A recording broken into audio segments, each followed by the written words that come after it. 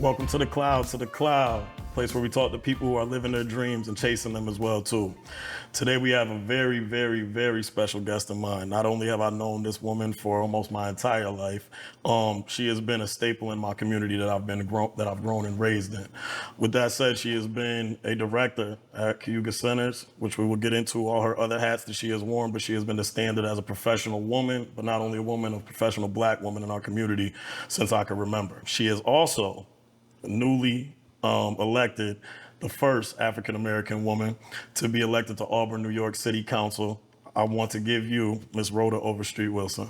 How you doing? I am doing wonderful tonight, Mr. McLeod. Thank you so much for that wonderful introduction. I hope I can live up to it with these questions that you're about to ask. Well, look, it's just going to be a normal conversation, but I do want the world to honestly know who you are from the beginning to now, because your journey, I think, is something that my audience and I think a lot of audiences need to know. It's a conversation about resilience. It's a conversation about perseverance. It's a conversation about steadfastness in a world that is predominantly ran by men and men that don't look like us or that we're used to looking like. So I just want you to be able to tell your story, because I think it is important for young women and men that look like me to hear it as well too. So the first question I'm going to ask is, let me get the origins of Rhoda O. I call her Rhoda O, by the way, so this might happen throughout this production, but don't mind me. What's the origins of Rhoda O? Where are you from? And where were you raised at? So I was born and raised in Auburn. My grandmother came here through the Great Migration. I've told the story over and over again. She's coming up, she's actually looking for work, and thought she was going to Albany, not knowing how to read. So she seen the A, so she got off in Auburn. And probably because it was destined for me to be where I am, it was destined for her to get off in Auburn. So 3 generations, here I am. So born and raised in Auburn, born into poverty. Even though my grandmother was working and my mother was working, I had 4 siblings, so my mother was working 2 jobs. And here I am going to school in Auburn, and then there's this Booker T. Washington Community Center. And I walk into BTW, and I see 2 Black women that are running this organization. And one being Miss Gwen Weber McLeod. I know her, and I think you know her too. And the other being Miss Ray. Okay. So I seen these women dressed in clothes with shoes in nicely pressed clothes, and their hair done, and they're speaking to different people in ways in which that I had never been kind of exposed to, even though my family got together and had different relationships with people in the community. I had never seen this, so I was always intrigued. I wanted to wear dresses, I wanted to wear lipstick, I wanted to wear jewelry like I seen these 2 Black women wear. So BTW has been a staple in my life. What I didn't know is that I could dream.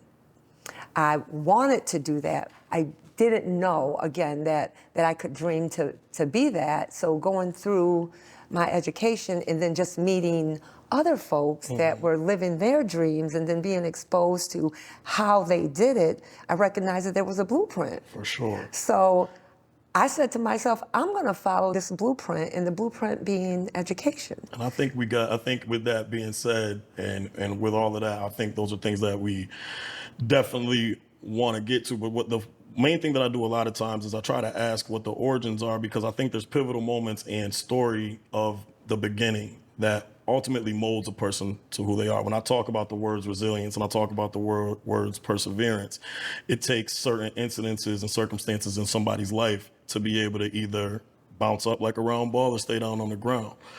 So I asked that. Your siblings, what were the name of your siblings, and how many did you have again?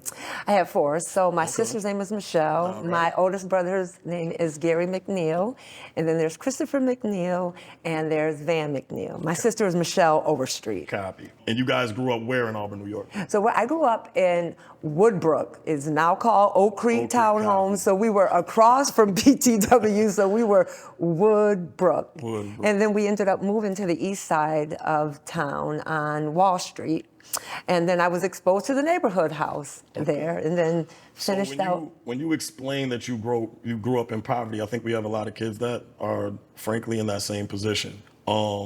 explain what necessarily that was to your extent and to whatever detail you would like to give, but also explain what joys and what things you got just being a kid in Auburn, New York that was raised in poverty in that situation. So my experience of poverty is really not having enough food after like the second week of the month. Coming from a family where budgeting wasn't something that people had been taught. So my mother didn't know how to budget. My grandmother didn't necessarily know how to budget. But thank goodness we had a big family. So when we ran out of food because the food stamps were gone, I had different cousins and aunties' houses that we could go to. So it was always like a big family reunion at somebody's house because there were 10 or 15 people that had to be fed. And when I think about what we celebrated and what brought me joy as a kid, really was food, because that's how everything was celebrated. Every success, every death had food connected to it. Every church service had food connected to it. So there was always a reason to gather around food. And when I think about it now, that's what we do in our culture as Black folks. Anytime folks get together, we are having a pile of collard greens or some fried chicken and macaroni and cheese. And I just brought that along with me. So I also want to ask this too, because a lot of times you talk to kids who grew up in poverty, and they say a lot of times they tell you we didn't know we were broke, right? You guys were just living your life, and it's like, as much as being an adult now and being able to look back, you see the situation that you were in. I think the other thing that you were able to realize is maybe that it takes a village to raise each other. All you guys remain close up until this day as well too. And I think the best thing that ever got passed down to Rhoda was that cornbread with the chicken wings on it. So make sure I need another plate of that. We're gonna talk to her about that off camera. But that needs to occur, okay? I just had the luxury of having it once. I need it twice. But yeah, just moving forward. So you go through that. You're growing up a little bit. You said you experienced BTW, and I'm pretty sure you experienced it as a young child, but I'm pretty sure it became more profound and you saw more examples and more things that kind of molded you into the woman that you ended up being today. So explain that situation, your adolescence, and how BTW played a part in that. So my first job was at BTW, and it was Miss Ray, and actually your mom had moved to her next position. I think it might have been CAP that she was at, and Miss Ray hired me to be like an after school worker. So I was actually an after school worker with one of my good friends by the name of Holly Johnson. So we were working with the youth in the back classroom with my Aunt Carrie Kennedy. So from there, I then became a huge part of the NAACP. Now, I would always know that those meetings were going on, and at some point in time, somebody nominated me to be the president of the youth chapter. No idea what the president of the youth chapter meant, no idea what exactly it is, no idea what they needed me to do, but somebody said, she can pull people along. When she walks into a room, people are gonna listen. So I was able to take that, and it is with the influence of the NAACP, taking our group of young folks to different national and regional meetings, I was able to see a sea of Black people doing things that I didn't even know was possible. So not only was there this blueprint in Auburn by women that I seen here doing things differently that women in my family weren't necessarily doing, even though the women in my family were working, I was exposed to women from around the state, from different states, and nationally, these women were CEOs then. These women were running their own businesses. These women were vice presidents and managers. There were young people as young as me being entrepreneurs. So being exposed to that via being a part of the NAACP had a huge imprint as well in terms of what I was going to be when I grew up, because I knew education was a huge part of that. It's funny that you said that they saw something in you that could move you along. And you stated that it wasn't until that maybe you got to BTW where you started to see that you were exposed to that. But I also want to ask you, what best parts of your mother and your home do you think you carry with you, and also push that forward as well? The best parts of my mother is very calm. Even when I know there are things in her life that should have her on the ground crying, I know that prayer. There's this resilience of prayer. Anytime my mother is quiet, when I know she should be emotional, I know my mother is in silent prayer. Now, she might not be in the closet, but she is in her secret place. So parts of that I still have that. I'm able to take that with me. The other part is my grandmother, who was very vocal and who would let you know exactly how she felt, and she was emotional. So I was able to put those two together and have the best parts of both of those women. So it was the vocal Rhoda that I think the people in the community seen. So when Rhoda walks through the room, she's not going to shut up, as I'm like not doing now. She's always going to have an opinion, even if it doesn't matter or matches anybody else's opinion. She's going to say exactly how she feels, and if she's wrong, she's going to be able to take that she's wrong, but she's still going to try to convince you that she's right. I want to kind of just take a pivot because I think you mentioned something that's pivotal and something that I think African American men, but more importantly, women need to know. A lot of times when you are the African American woman who was vocal, walks in the room with confidence, does have a different opinion than others or the other men that may be in the room or others that may not look like you in the room, you get a label of angry black woman or they're always mad. Express how you've navigated that thought process, and also what message do you have for young black women who might feel that way in the professional field now? Absolutely. That is a label that I've had for a very long time. She is angry. She is argumentative. She is not going to agree with you, even though she may know that you're right. I'll tell you, age and wisdom has done wonders for me. When I was much younger, absolutely I'm going to argue with you, because it wasn't that I knew I was right. I was exposed to things that I knew kind of supported whatever position that I was taking. So I was trying to convince people. I then took along with me, as I, aged and gained wisdom and experience, the ability to smile and laugh. So if I can walk into a room, even though there may be a presence about me, but I'm smiling and I'm being jovial, that will then break the kind of ice. People will feel a little more at ease around me. Now then, I should add this, now that's kind of my introduction to them, but when it comes down to business, then it's just down to business. And if you still have that opinion about me, that's about you. That is not about me. I didn't feel like that 10, 15 years ago, but being my age now, how you feel is not about me. I got more days behind me than I have ahead of me, and I'm not going to be sitting on the porch at 80 saying I shoulda, woulda, coulda. As you should not. Thank you for giving that message. I just think it was something that is definitely pivotal for everybody to hear as they move through business, as they move through life. Be unapologetically who you are, but also be able to read the room, and I think you are a walking embodiment of being able to do those things.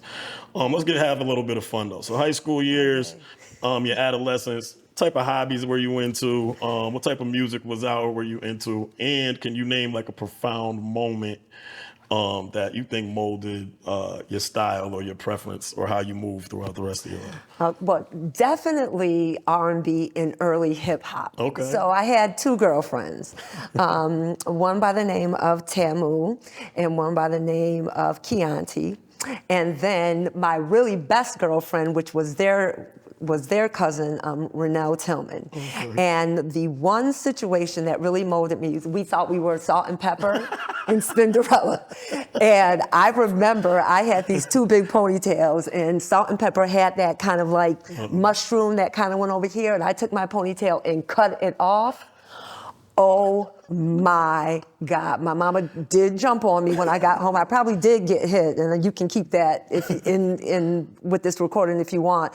But you couldn't tell us that we wasn't Salt and Pepper in Cinderella. Now, we did not have that black outfit or those red boots, but our hair was there. Kind of looked it didn't look like it. In our mind, it was like we were Salt and Pepper. We knew the words to we were in the middle school, and we knew the words to every song. We were singing them in the hallway. And I do remember the principal, Mr. Del Piano, kind of allowing us to like put on a show in the hallway for whatever reason. I think he was like, it's if you can't beat them, join them. Yeah. Might as well let them do that. So that is a part of still who I am. I'm very much in tune to like what are the current styles, how are black women dressing, how are black men dressing, what's going on culturally. Everybody wants a pair of red bottoms. So I've Exactly. been telling my husband that all the That's what I time. need. That's what I need. I want a pair of red bottoms, and not just one. I'm probably going to want 2 or 3. So I'm going to go ahead and get those red bottoms. Work hard as you should. Going to work hard and get those. I'm gonna change gears one more time as well too. So one thing that I think is gonna be highlighted once you finally get inaugurated into your position is just the profound amount of work you've done in the community. Right? I had the luxury of working for you and working with you at Cayuga Centers. You were my director over there, and I got to tell you something. A lot of times, these people get letters next to their name and professions, and they just kind of stay in their office and they don't kind of come down to the level of where the direct care worker is, or even come down to the level of where the kid is. There was many a nights where we were working with at-risk youth and troubled youth that were having issues. And I got to tell you, you're one of the only directors or bosses that I've ever seen really go home, put on the sweatpants. I mean, literally too. This is not a figure of speech. Put on the sweatpants and come work with the staff. And I think I am a manager now, still working with at-risk youth, and you were somebody that I looked at and followed and gained the passion and saw what type of passion you need to have when doing so. One thing I did take from that is, though, as a boss, you can't tell somebody to do something you're not willing to do. Absolutely. So I want you to give a rundown of all the titles that you've had, because you do deserve your flowers, and I think they need to know you definitely deserve all the flowers that you're getting right now. And explain where your passion for working with youth and at-risk youth came from.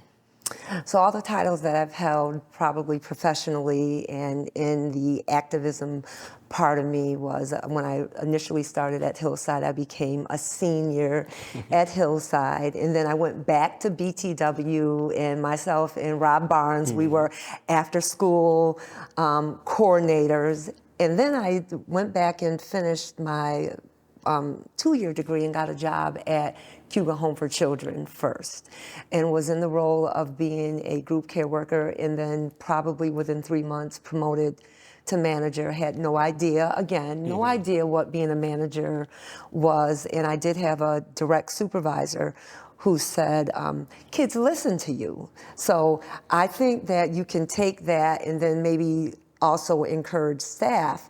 And she wanted to know, well, why do you think kids listen to you? I said, probably because there are 20 other first cousins behind me, and I was also directing the choir. Yeah. I said, so folks are gonna learn. So while I was working at Cayuga Centers, Cayuga Home for Children, it then became Cayuga Centers. I became a manager, and then I became a director, and then I became a vice president. And my attitude from the time I was a senior at Hillside all the way up until that VP position absolutely was, if I'm gonna ask somebody to do something, I'm gonna need to do it as well. I was also keenly aware that I was one of probably only 2 or 3 black women in this community given the opportunity and those titles, so I knew that there were many eyes on me. So I needed to not only do what I was passionate about, but do it do it in a way that demonstrated to other people, not only did I earn this title or this position, shame on you if you didn't give it to me, because I was making the difference, not just by words, like you said. I'm in going home and putting on sweatpants and then coming back to work. Then I became an executive director of Westminster Manor, and again, keenly aware at that point in time there were only 2 other African Americans in this community in a position of executive director. When I think about that now, I'm not sure if there is an executive director of African American descent in Auburn, New York. Harriet Tubman's chosen hometown, in a position of executive director in this community. Wow. So in addition to those professional titles, I've been board president of Booker T. Washington Community Center, vice president of the NAACP, Harriet Tubman Center for Justice and Peace. I've been there, and I currently am their board president and a member of the Human Rights Commission, in addition to all those other things that I've done. And and I will say this, I was able to do this, I'm able to do this because I had my kids young. I was a teen mom. So being a teen mom and myself and their father working closely together and then making sure that our work schedules kind of complemented each other. Now my kids are grown and I'm thinking, so what exactly am I gonna do? I got all of this energy. I might as well do something with it. You can't keep me from keeping my opinion to myself. And I'm extremely passionate about making sure that kids of color have opportunity because someone gave me that opportunity. And I've said it over and over again. If you don't ask a kid to dream, they'll never know what they can be. And I sincerely mean that. I was never asked to dream. No one ever asked me what I wanted to be or what I thought I could be. People around me saw it. So I take that and I'm like, I'm not gonna wait till other people see what these kids have. I'm gonna ask them, what exactly is it that you wanna be? And let's create a way for you to get there. I wanna not just ask one, I wanna ask them all. Exactly. What do you wanna be? And I want you to know that you do have bootstraps, even though nobody told you that you had boots. I think another thing that you've always given, not only the staff that you directed, but also the kids that you served as well too, is that good motherly feeling of tough love. It's the feeling, it's not that you're being too tough on them that they can't, but it's the toughness of like encouragement. Like you're telling me you can't, but I'm seeing something in you and you've proven to me by just doing something this small that you have that in you, right? I also want to talk about this thing. This is a question that I got from a good friend of yours, my mother. She said, Rhoda always talks about her data and that her data doesn't necessarily run towards her being where she is today. Can you explain your thought process on that? And I want you to explain it, I guess, because there could be a lot of kids who think just that, you know what, I'm just here. This is what I have to do. But there was something in you or something that you found, although that was your data, that got you to be the best that you could be. So could you explain what you mean by that when you say that about your data and then explain further from there? So what I mean by that is, and let me be clear, I still need I need that tribe of women still around me, because even at my age, there still is a level of, I don't believe I'm where I'm at. It's as interesting as that sounds, because of where I come from, because I know what I'm carrying with me. I know the people that don't want me here. Unfortunately, it's even people that look like me that, don't want me to be where I am.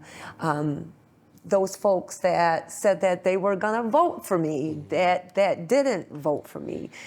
So everything in my life says that I should not be successful, from being born and raised in poverty. And you said that people said that they didn't know they were poor. I knew I was poor. I 100% knew I was poor. I didn't get the new buddies when everybody got them, didn't get the new school clothes. I did not have a bike when everybody else had a bike. I knew I was poor. So I shouldn't have gotten out of poverty. I shouldn't have finished high school, because to be honest with you, even though education was important to my mother, it was, and to my grandmother, it was, well, you'll finish it. So even if I would have failed, they were like, you will finish it. It wasn't that you need to go. So I shouldn't have finished high school. I shouldn't have gotten an associate's, a bachelor's, a master's, and a doctorate degree. I shouldn't have none of that. I shouldn't have had the professional positions that I've had in this community, because everything was stacked against me. So if people remove Rhoda, and look at the story behind me, they'll be like, where exactly is this woman? Because she has nothing that would have indicated that she was going to be successful other than faith. Because had I not been also raised in church to know that there was prayer and faith, and I had a group of church women praying for me, I honestly don't know if I would be here. So it was my tribe of women in this community, my tribe of women at church, that said, to hell with that data, because you're going to be something that you're going to be what you've been ordained to be. And that's what I mean by the data says that I should not be here. And I'm still in awe, to be quite honest with you. There are times when I go home and I'm still like, they voted me in. Me. Yeah. It's me. They But voted me in. You also got to lean on that. I put the work in to get exactly where you are, and you've done that for sure. Speaking of two things that you mentioned when you just explained that, one, I want to kind of dive into your passion for church. And when that began, you did say mom brought you there, but you could get a little bit more in depth in that, because that defines a lot of who you are and how you walk and move throughout the day as a woman. So could you give us a little bit on that? So and exactly what church were you at? Give them a shout out. So my pastor is Bishop Murray of the Apostolic Church of the Lord Jesus Christ, and he was actually on the same migration bus as my grandmother. Wow. And they got off the bus together in Auburn, and the church started in my grandmother's living room. Wow. 10 years before I got here. That is crazy. So 10 years. It was going on in my grandmother's living room. So all of her siblings and her children were attending the church. The church did end up getting a small building on Water Street, and then it moved over to Fitch Ave. My grandmother was, although very vocal, she was a moaner. So I would hear her in the kitchen moaning, but they would be church songs. So she's moaning church songs.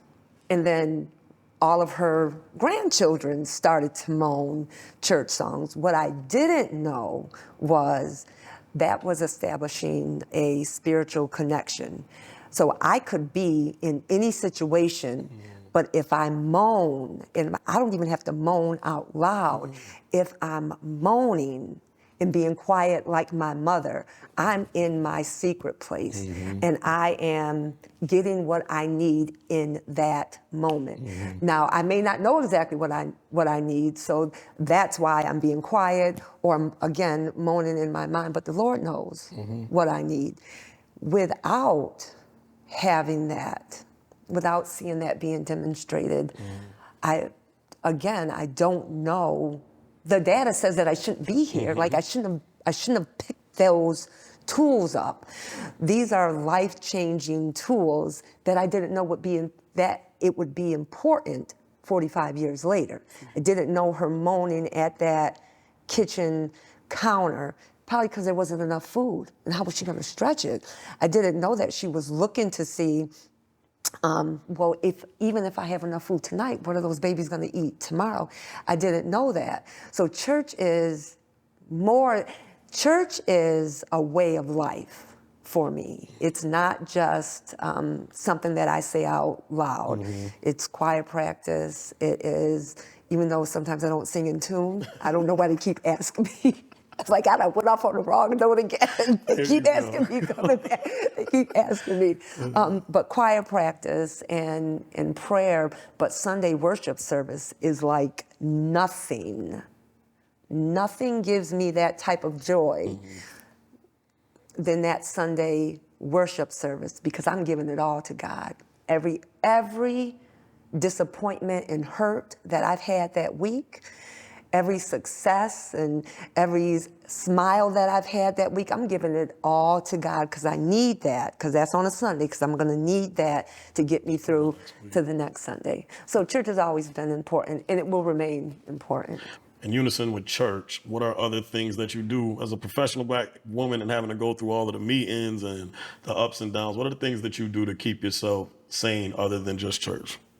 I read a lot. I read different things as well. I actually like historical books. Okay. So John Meacham has a book out now about Abraham Lincoln. I actually have that on Audible. I think this is the second time. I'm an audio booker. I didn't think I'm opening pages. I actually have that on. You got to have patience to be still flipping pages. Listen, earphone, press play. Absolutely. And I think this is the second time I'm going through it, because the first time I'm like, I don't think I heard that chapter.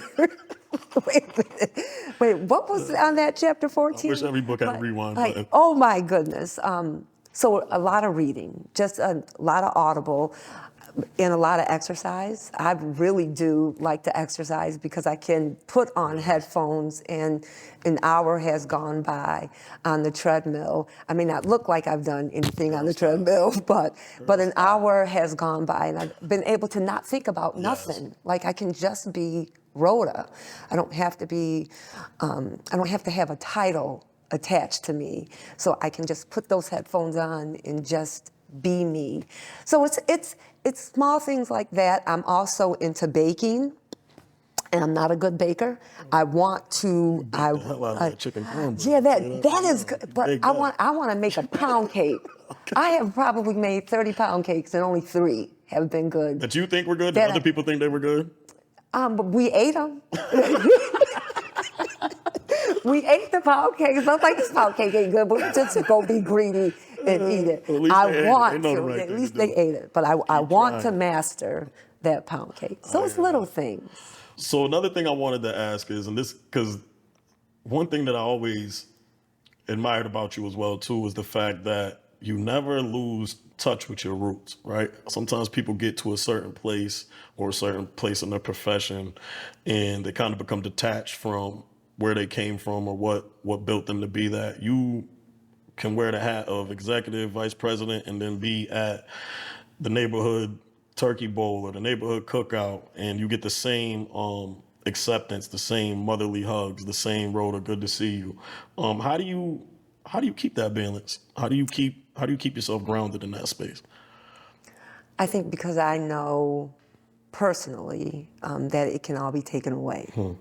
So it doesn't make sense for me to put myself on a pedestal when I know I am Rhoda and this is what I'm living, but somebody else owns this because it's not mine yet. So somebody else could say, we don't want her anymore, or they could be jealous. And then they could come and say, nope, we're going to kick her out of whatever it is that I'm doing. I've had one very large professional experience where I did ascend to the top, and the person that was running that organization decided that they didn't think that I should be in that role, not by anything that I had did other than being the best at what I was doing and better than what that person was doing as well. So it never ever, even prior to that, it never occurred to me to think that I was more than just Rhoda, ever. And I don't think that I'm anything more now than just Rhoda, just older, talking trash, as I've always done. And you move with that sense of peace, and it's definitely can show that you are very humble and very grounded as it pertains to how you move through your professional accolades in life. And we appreciate you for that. But now let's get to the brass tacks, Okay. dang it. At what point did you say, I'm trying to be in politics? Because that's a big step to take, right? You do business, you get to the top of business. Some people just say, I'm going to leave it there. We do know you got a passion for the community, as you stated multiple times through the interview. But personally, on a personal level, at what moment and what was it that was like, you know what, I'm going to throw my name in the hat? So I was sitting on the school board, and I recognized on the school board I can be an advocate for change. And I felt like there were some good changes. I felt like what I was saying was being heard. I could see some of my suggestions being taken, but I'd always thought those 6 years, there has to be a different position that is going to make the impact much quicker. Because the things that I'm talking about shouldn't take this long to happen. Sure. Like, I'm actually giving you the plan to make it happen. I don't know why you're not taking it. Yes. And I don't mean that in a bad way. So I had been thinking probably the last 3 years, like, so Rhoda, what's next? I was blessed to be able to open my own business. So I have a consulting business where I train on DEI. But I still was thinking my passion is still working with kids. Like I can't, even if I wanted to not do it, I still need to be in a place where my voice can be heard to impact the type of change that I know can happen for kids. So I was thinking, is it county ledge? Is it city council? What exactly should I be focused on? And what really made me choose to run into politics was after COVID. And I was exhausted after COVID. And there was some money that had come into this community. And I thought that this money was going to make an impact at an organization, I will leave the name out, that I was the board president of. And that organization didn't get any of didn't get as much money you as thought I it thought that it should. And I was thinking, well, who was sitting at the table making that decision? And why were these babies not considered the way other babies or other people in other organizations were considered? And why? And I think it was then, and the stars and the moon just kind of aligned. I had that experience. Somebody needed to declare that they were running for city council, and I felt like the Lord was like, you should have had a V8. It's you. It's you.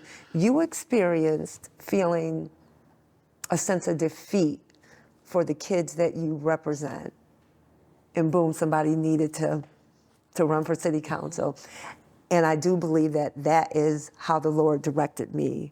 Because had I not, probably, had that organization got more money, I would have never thought about it. I would have never, ever thought about it. So that's what. What were some of the struggles of the campaign? Was there any eye openers that you saw in your community that might have shocked you? Some that you might have known were there, but became maybe a little bit more blatant. How was the campaign run for you? The campaign was long. How many months is the campaign, if you don't mind me asking? For those who don't know how long an it election really is like a campaign is. year. Seriously? It really is like a year. Like you declare that you're going to run like the fall before that entire year. So I declared like this time last year. And like every month there was something to do, which I'm thinking, okay, well, this isn't bad. But once April hit, it was every week. So you're making phone calls, you're asking for money, and that's kind of weird. like weird. Like, I wish I was independently wealthy. I don't want to ask anybody for money. So it kind of made me nervous, like asking for money. That was definitely an eye opener. But attached to that was people said yes. I'm like, so I can ask for more than $20 next time. That's what I'm thinking. Like, dang, I should ask for $50. I asked you for 20, and you gave me 20. In the help that I got, I would put out on Facebook, I would just make an announcement, gonna canvass and make phone calls on Saturday. And just about every Saturday, a minimum of 4 or 5 people would show up to that Democratic office and say, I'm here to help. What exactly do you need me to do? And there were times when I would get into my car and cry because I had no idea that people believed in me that much. And I'm just taking my faith and belief that I'm supposed to be doing this because Lord just sent me this way. But he demonstrated every week, I got you. And people that I never thought would show up, showed up. I'm like, this is, wow. And I had a whole bunch of eye-opening moments because of the type of support that was given to me. The other thing that really moved me was the number of African Americans that voted this time around. The number.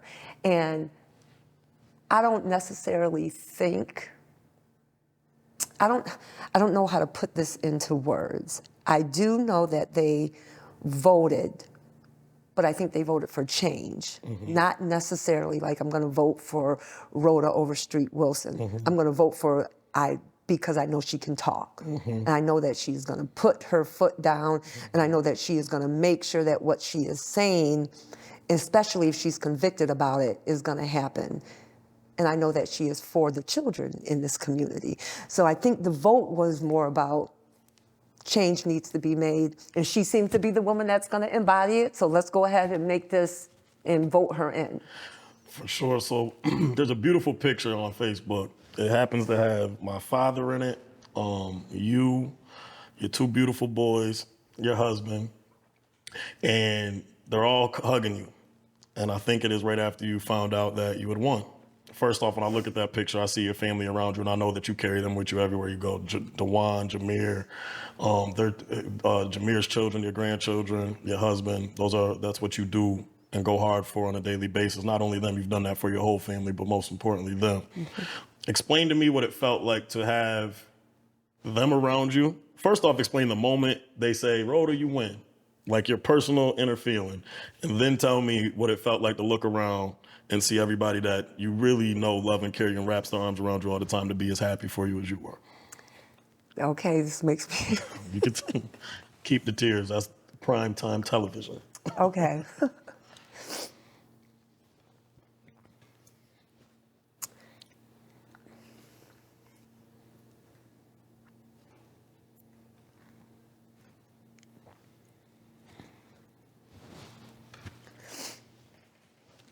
I didn't expect for them to say I won. Because I had had two quick conversations with our Democratic Party. And it was the two leaders of it, and they kept coming back saying the numbers are rolling in, but you're behind. I'm like, okay, if I'm behind, I'm behind. I'm saying to myself, Lord, please don't let me cry in front of these people.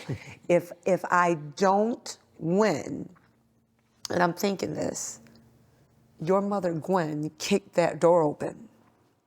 I kicked the glass. Somebody is going to shatter that glass. So this is a pathway for another young woman that looks like your mother and looks like me. When they don't call my name, that baby, she's going to get it. She's going to get it. So that's in the back of my mind. And then the other Democratic leader comes and says, you're still behind. I'm like, okay. All right, Lord, whatever it is that you wanted me to gain from this, I'm gaining it. At the same time I'm crying, I'm saying to myself, Rhoda, you better not cry. You better not cry. And then when I looked up, because they kept saying, Rhoda, look, people were trying to show me the numbers on their phone. But I'm like, I can't look at the numbers. I needed whatever to be said out loud. Mm-hmm. And when Dia Carbajal said, I won, it was like all of the oxygen was sucked out of the room. It was an out-of-body experience. My tribe, and I keep saying that, my family, my extended family around me, I felt like I was lifted. And then brought right back down and lifted again. And when I did lift my head up, I looked around and it was like just a sea of genuine happiness. I didn't, if there were folks there that didn't want it to happen, I didn't pick up on it. And at no point in time do I even remember until that picture, I didn't know that I put my head down. If someone would have said, Rhoda, well, do you remember that without that picture? I'd have been like, no, I looked right up and people were, and I walked up front. I looked up and that's what I seen. I think in that moment, when I said all of the oxygen was sucked out of me, it was not just like, whew, I won, but I don't believe I won at the same time. You deserve it. So that picture, it embodies all of that. It embodies the 10 months, but it embodies 50 years. 50 years. Well, you were that baby that kicked that glass down. They ain't want to wait. And I need you to know that you are 110% deserving of that. In closing, I usually like to leave the audience with a message from the guest, something that they think they could leave in the cloud. You think a cloud's now, you're on your phone, it stays in the cloud forever, right? Usually I'll try to have the guest leave a message or words of encouragement in the cloud for my audience to go back and look at and maybe pull from on a day of need. So if you could leave one thing for the audience of the cloud, what would you leave for? I want every person to know this, but I specifically want all girls that look like me. You can dream. Even though you may have never been asked, and dream big. Don't dream beyond Auburn.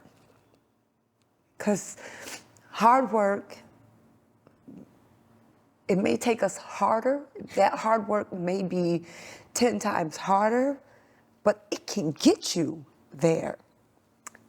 Dream.